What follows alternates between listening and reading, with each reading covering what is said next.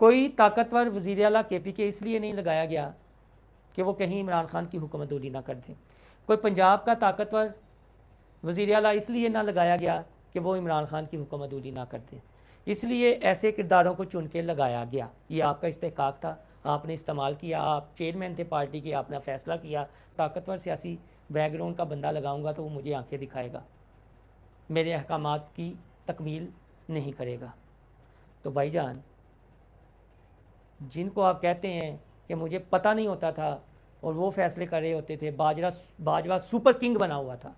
ताहिर अशरफी उन्होंने भी तस्लीम किया है, चले खुल के नहीं बताया, उन्होंने भी तस्लीम किया है कि इमरान खान साहब सो रहे होते थे और जनरल बाजवा इनकी हुकूमत बचा रहे होते थे।